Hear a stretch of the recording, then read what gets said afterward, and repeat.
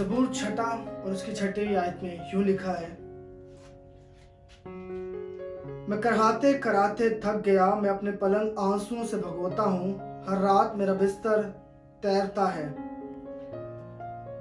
खुदा का बंदा ज़बूर नवीस इस ज़बूर में और ख़ास तौर पे इस आयत में अपनी कैफियत का इजहार कर रहा है, जो शायद आज बहुत से ईमानदारों और बहुत से मसीह के मानने वालों, बहुत से खुदा पर भरोसा रखने वालों की ज़िंदगियों के अंदर शायद इस दौर की कैफियत गुजर रही हो। शायद आप वो शख्स हों जो शायद अभी इस वक्त खुदा से कह रहे हैं कि खुदा, मैं तुझे पुकारते पुकारते, मैं कराहते कराहते थक गया, मेरी पलंग आंसुओं से भर गई है, लेकिन तेरा जवाब नहीं आया।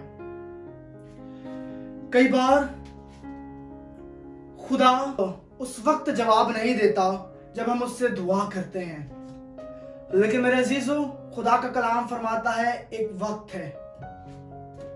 लेकिन ज़बूर नवीस अभी जिस हालात के अंदर मौजूद है, शायद बहुत सारे ईमानदार, बहुत सारे ऐसे लोग जो मसीह को मानते हैं, आज उन हालात के अंदर पड़े हों।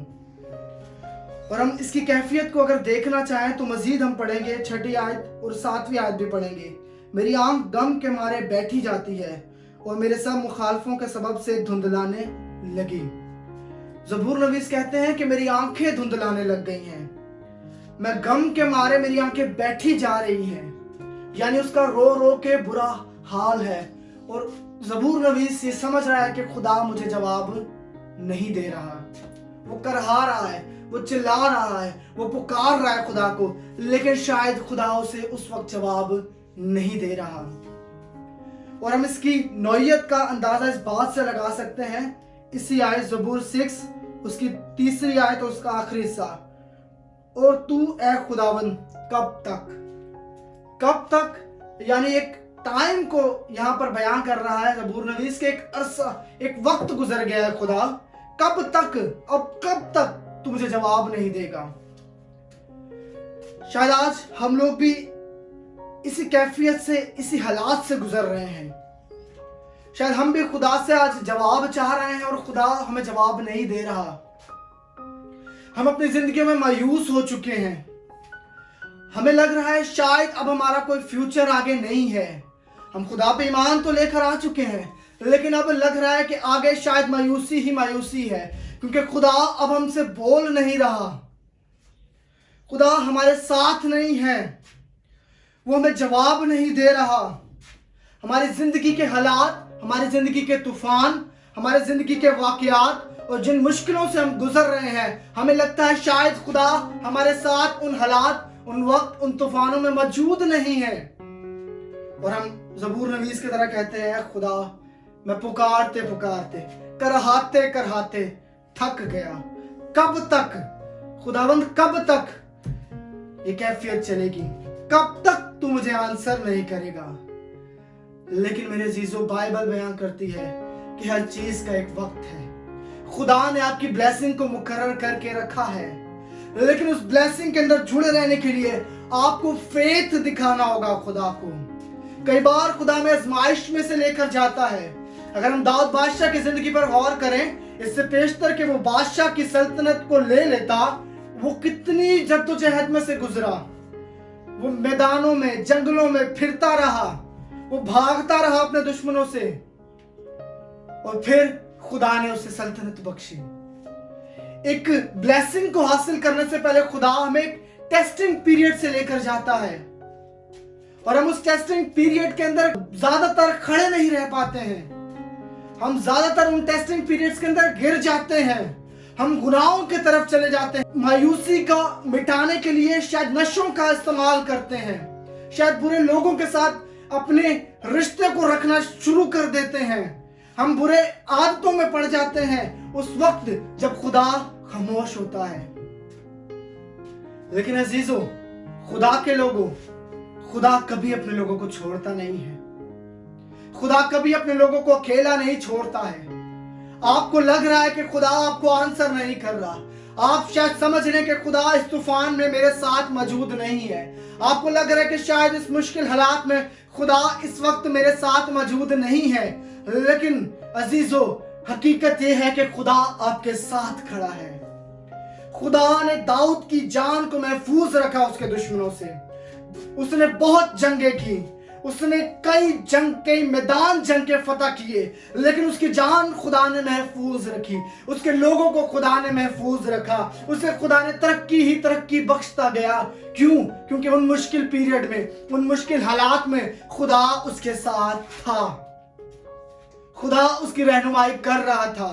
और शायद दाऊद सोचता होगा कि मेरे लिए बहुत मुश्किल हो गई है, मैं खुदा के रास्ता पर तो चल रहा हूँ, लेकिन देखो कितने दुश्मन मेरे पीछे हैं, देखो मुझे जंगलों के अंदर, गारों के अंदर रहना पड़ रहा है, मैं अपने शहर से, मैं अपने रिश्तेदारों से भागा हुआ हूँ, मैं भाग कर छुपा हुआ हूँ, उसके लोग उसके साथ छुपे हुए हैं। वो शायद सोचता हो इस बात को, लेकिन खुदा उन जंगल में, खुदा उन बियाबान में, खुदा उन तूफानों में, खुदा उन मुश्किल हालात में, खुदा उन बीमारियों में, खुदा उन कमजोरियों में, खुदा फाइनेंशियली ट्रबल के अंदर आपके साथ खड़ा है। इस बात पर फेथ, इस बात पर ईमान रखने और लाने की जरूरत है, क्योंकि खुदा का कलाम हमें आगाही करता है इस बात के लिए कि खुदा आपके साथ है, वो आपको कभी नहीं छोड़ेगा, वो आपको कभी नहीं भूलेगा। बाइबल बयान करती है कि एक माँ अपने बच्चे को भूल सकती है, लेकिन आपका खुदा, मेरा खुदा आपको कभी नहीं भूल सकता। वो हर तूफान में आपके साथ है, वो हर मैदान में आपके साथ है, वो हर रेगिस्तान में आपके साथ है, वो हर मुश्किल में आपके साथ है, वो हर एक दुश्मन के सामने जब आप मौजूद खड़े हैं वो आपके साथ खड़ा है, वो आपके साथ हर वक्त उस फाइनेंशियल ट्रबल के अंदर भी मौजूद है। और याद रखिएगा, खुदा जो काल के अंदर एलिया को मुहैया कर सकता है, वो आपके लिए भी मुहैया कर सकता है। वो आपको गिरने नहीं देगा, आप मुश्किलों में भी गिरेंगे नहीं, आप खत्म नहीं होंगे, आप डिस्ट्रॉय नहीं होंगे, क्योंकि खुदा आपके साथ है। और ज़बूर नबी समझ रहे हैं कि अब बहुत वक्त गुजर गया है, वो खुदा से इल्तिजा कर रहा है कि खुदा अब कब तक, और मजीद कितना जाएगा ये टेस्ट, और मजीद कब तक तू मुझे जवाब नहीं देगा। लेकिन खुदा उसके साथ था उस वक्त भी। खुदा जब वो बिस्तर पे आंसुओं के साथ रो रो कर खुदा को पुकार रहा था, खुदा उस वक्त भी उसके साथ था। और हम इसको यूं देखते हैं, मेरे साथ निकालिए इब्रानियों 11 बाब उसकी पहली आयत। लेकिन ये याद रखिए, ऐसे हालात में से निकलने के लिए, इन मौकों से, जो मौका ऐसा होगा कि शायद खुदा हमें लग रहा है कि हमसे बात नहीं कर रहा, खुदा हमारे साथ नहीं है, इन हालात में से निकलने के लिए हमें खुदा को ईमान दिखाना होगा, हमें फेथ दिखाना होगा, इस कलाम पर खड़े होना होगा, अंजील मुकद्दस की पैरवी करते रहना होगा। क्योंकि अगर हम खुशी में उसके साथ हैं तो हमें गम में भी उसके साथ रहना है, अगर हम तंदुरुस्त उसके साथ हैं तो हमें बीमारी में भी उसके साथ रहना है, अगर हम खुशियों में, फाइनेंशियली ब्लेसिंग के अंदर उसके साथ हैं तो हम तब भी उसके साथ हो जब हम फाइनेंशियली ट्रबल के अंदर हो, जब हम फाइनेंशियली मुश्किलात का सामना कर रहे हो, जब हम दुश्मनों से जीते हुए हो, हम तब भी उसके साथ हैं। और हमें तब भी उसके साथ रहना है जब हम दुश्मनों से घिरे हुए हों। हमें फेथ दिखाना है खुदा को।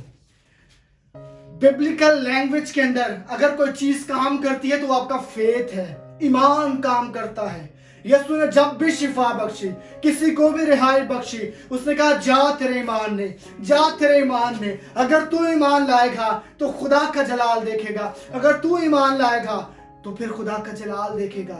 हर एक मौजज़ा से पहले वहां पर ईमान मौजूद था, और कई बार मसीह ने मौजज़ात नहीं किए क्योंकि वहां पर ईमान मौजूद नहीं था। खुदा आपके साथ है, लेकिन आपको खुदा को फेथ शो करना है, आपको ईमान दिखाना है खुदा को कि आप उस पर भरोसा करते हैं। आप जंगल बियाबान में भी खुदा पर भरोसा करते हैं, आप आंसुओं के बिस्तर पर भी खुदा पर भरोसा करते हैं, आप मुश्किलों में भी खुदा पर भरोसा करते हैं, आप हर हालात में खुदा पर भरोसा करते हैं। ये आपको दिखाना होगा खुदा को। और जिन्होंने निकाल लिया है, इब्रानियों 11 बाब उसके पहली आयत में यूं लिखा है, अब ईमान उम्मीद की हुई चीजों का इत्मीनान और अनदेखी चीजों का सबूत है। क्या जो चीजें हम देख नहीं रहे हैं, ईमान उन चीजों का सबूत है कि वो है खुदा की तरफ से। अब ईमान उम्मीद की हुई चीजों का इत्मीनान है और अनदेखी चीजों का क्या है? सबूत है। खुदा का कलाम फरमाता है कि जब आप ईमान लेकर आएंगे, जब आप खुदा को फेथ दिखाएंगे और फिर जिन चीजों को आप भुला रहे हैं, जिन चीजों के लिए आप प्रे कर रहे हैं, जिन चीजों की इल्तिजा आप खुदा से किए हुए हैं, खुदा उन चीजों को मौजूद कर देगा। खुदा अनदेखी चीजों को यूं बुला लेगा कि वो गोया पहले से मौजूद है आपकी जिंदगियों के अंदर। क्योंकि बाइबल बयान करती है ईमान अनदेखी चीजों का सबूत है। जो चीजें आपको नजर नहीं आ रही है, शायद आपको आपकी विक्ट्री नजर नहीं आ रही है, शायद आपको आपकी ब्लेसिंग नजर नहीं आ रही है, शायद आपको दुश्मनों से रिहाई नजर नहीं आ रही है, शायद आपको फाइनेंशियली ब्लेसिंग और नजर नहीं आ रही है, शायद आपको हेल्थ नजर नहीं आ रही है, शायद आप बीमारी में हो और आपको लग रहा है कि आप शिफा अभी तक नहीं पाए हो। अनदेखी चीजों का सबूत ईमान है। ईमान लेकर आइए, खुदा पर भरोसा रखिए। वो आपकी बीमारी को शिफा में, आपके तूफानों को अमन के अंदर बदलने की कुदरत रखता है और वैसा करने पर कादिर है। क्योंकि उसका कलाम फरमाता है ईमान इत्मीनान और अनदेखी चीजों का सबूत है। वो भरोसा है। इत्मीनान यानी खुदा पर भरोसा है। जब हम खुदा को ईमान दिखाते हैं तो हम अपने आप को दिखाते हैं कि खुदा देख, मैं तुझ पे भरोसा करता हूं, मैं तुझ पर अपने तवक्कुल लगाए हुए हूं, मेरी आस मेरी उम्मीद तू ही है खुदा। हम इस चीज को बयां करते हैं जब हम ईमान के साथ खुदा की तरफ अपनी निगाहें लगाते हैं और फिर खुदा ऐन वक्त पर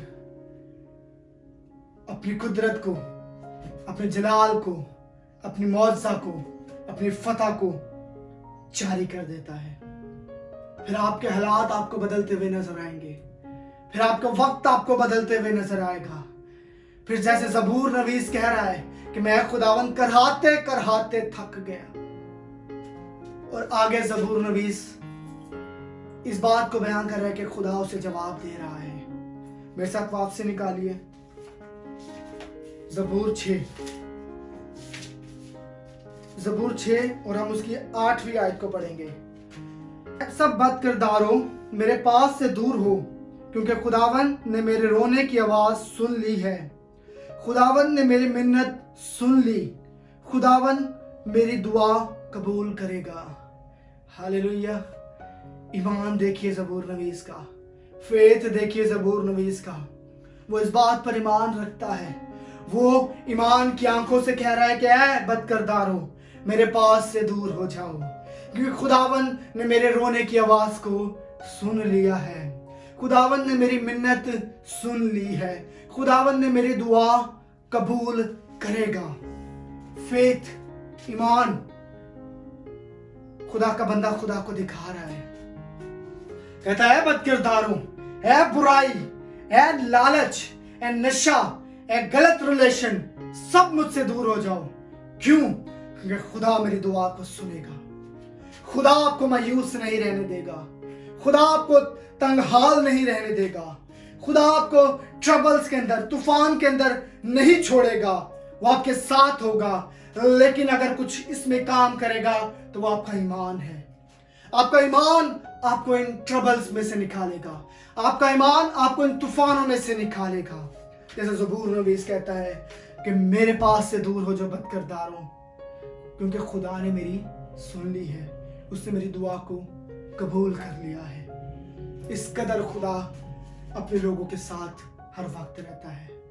बस इस वक्त के अंदर जब हमें लग रहा है कि शायद हमें खुदा अब जवाब नहीं दे रहा, आपको ज़रूरत है कि ऐसे वक्त में खुदा को अपना फेथ शो करें, दिखाएं खुदा को कि खुदा मैं तेरे साथ वफादार हूँ।